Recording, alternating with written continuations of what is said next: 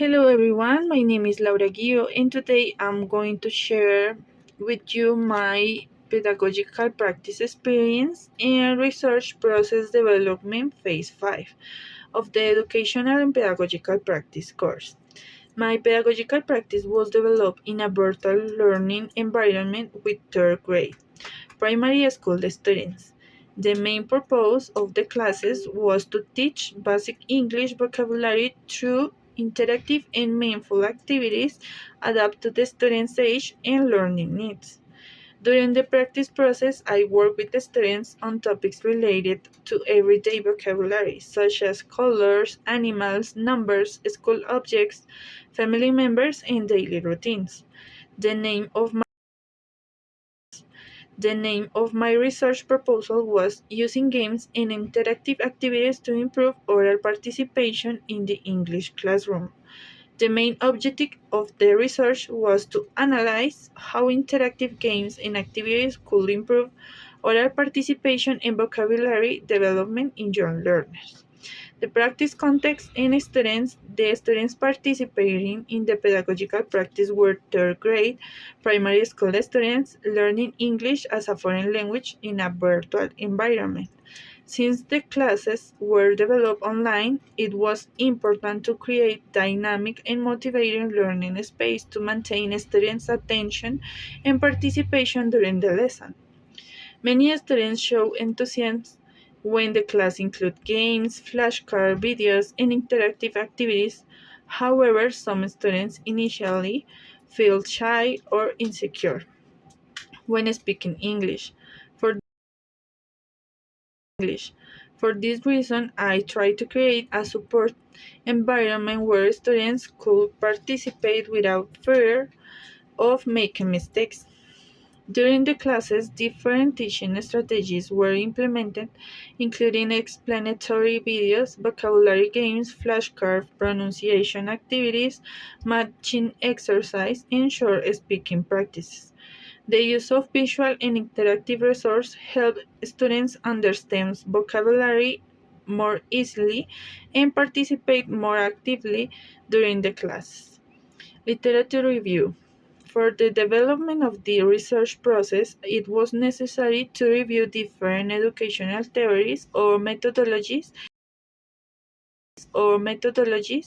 related to English language teaching and vocabulary learning in young learners. The literature review highlights the importance of communicative language teaching, meaningful learning motivation, and interactive strategies in the classroom. Different authors explain that children learn languages more effectively when activities are visual, dynamic, creative, and connect their interest. The theoretical framework also emphasizes the importance of games, repetition, visual support, and participation during vocabulary learning. In addition, digital tools and technological resources were considered important implements to increase motivation and interaction in virtual learning environments. These theoretical perspectives support the design of the activities implemented during the pedagogical practice. During the pedagogical practice, different activities were designed to promote vocabulary acquisition and oral participation in English classes. Some of the activities include explanatory videos about vocabulary topics, interactive games, flashcard pronunciation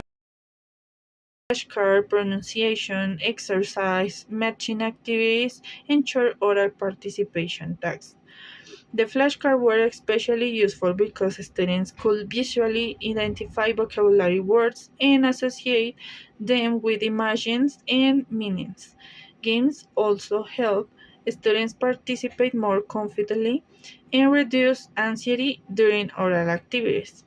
Additionally, interactive activities encourage communication, motivation, and participation among students through these strategies.